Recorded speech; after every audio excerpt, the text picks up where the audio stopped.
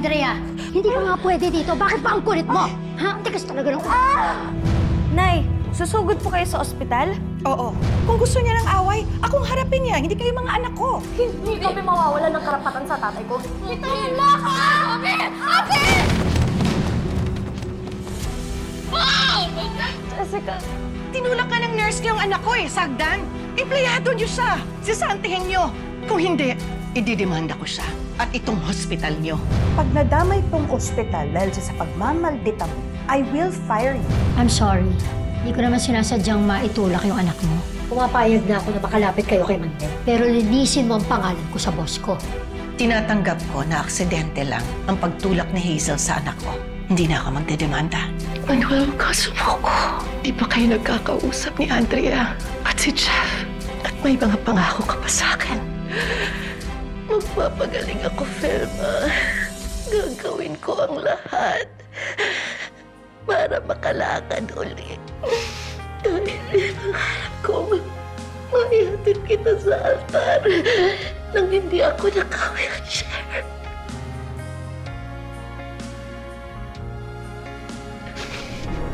Kung pakasalan ka, pangarap ko para sa'yo yun eh. Pakasalan ka sa simbahan. Ako, gastos lang yun. Hindi naman kailangan ng grande, kahit simple lang. Basta ang mahalaga, makasal tayo. Mahal, ilang beses na ba natin pinag-usapan yung kasal? Eh, unahin natin yung mga bata. Kaya nga, inuuna ko nga sila. Kaya nga gusto ko magpakasal tayo eh. Siyempre gusto ko may basbas tayo ng Diyos, yung pamilya natin. Sana talaga maanal na yung kasal namin ni Hazel. Para mapakasalan na kita. At mapagsigawan ko sa buong mundo kung gaano kita kamahal. Hihintayin ko yung pagpapatupad mo sa mga pangako mo sa akin. Pagising mo, magpagaling ka kaagad, ha? Magpalakas ka para mapabilis ang pagpapawalang bisa ng kasal niyo ni Hazel. Manuel.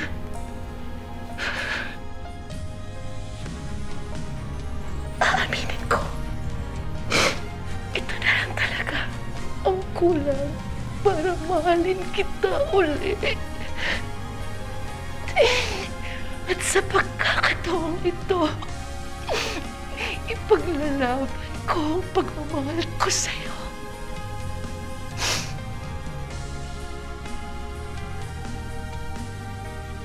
Babawiin kita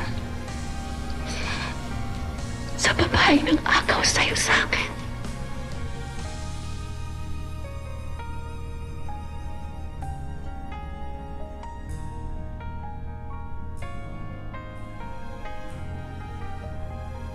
Babawiin kita, Manuel. Babawiin kita.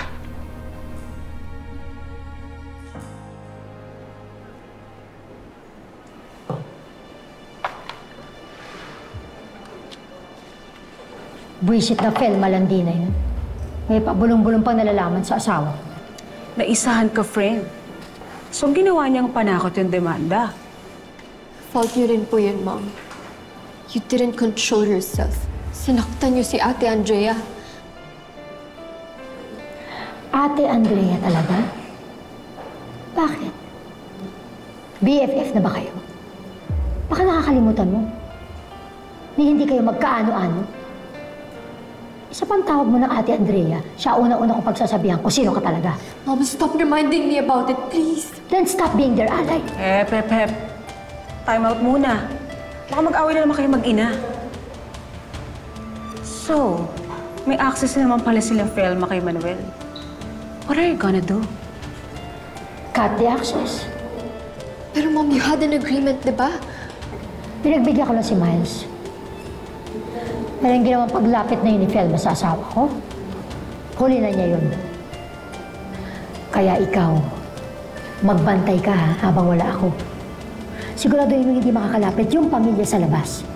Harangin mo. Pero, Mami... Jessica, huwag ka na kumontra. Alam mo naman batas yung salita ng mami mo. Sige na, kumain ka na.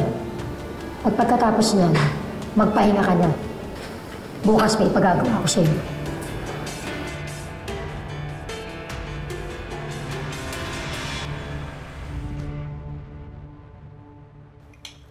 Nay, nasabi ko naman po kasi sa inyo, sasama na ako sa ospital eh. Yun tuloy, kayo lang po nakakita kay tatay. Ikaw na mainggit. Kami nga hindi nakalapit eh. Pero malay mo baka mamaya. Sama na kasi ako. Ready ka naman ito si Jessica. Speaking of Jessica, anak, pag-usapan naman natin yung away niyo ni Jessica. Akala ko close kayo nun. Ba't kayo nag-away? O nga pala, hindi mo pala alam. Yung dalawang yan, lagi nagbabangayan.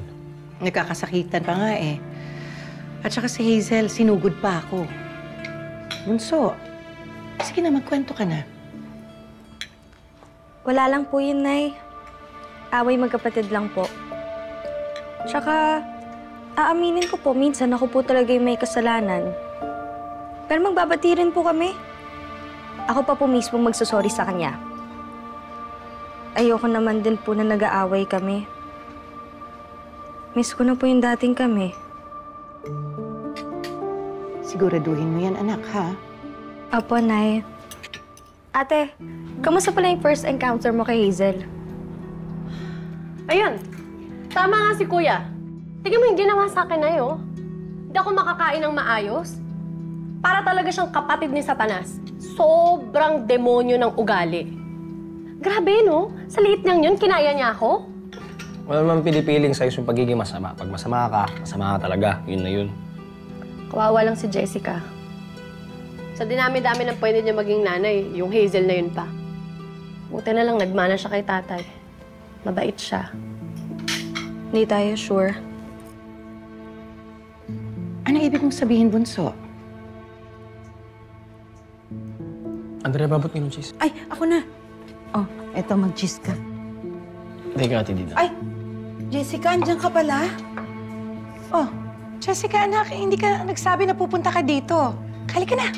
Kumain ka na. Sumabay ka na sa amin. Okay lang po, Tita Felma. Kumain na po ako sa ospital. May kukunin lang po pala akong gamit sa room, yung papers po ni Dad para sa insurance. Sige, anak. Excuse me po.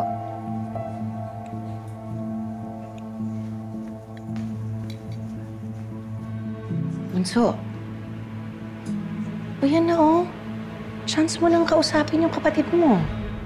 Sige na. Sabi mo ikaw yung lalapit para mag-sorry.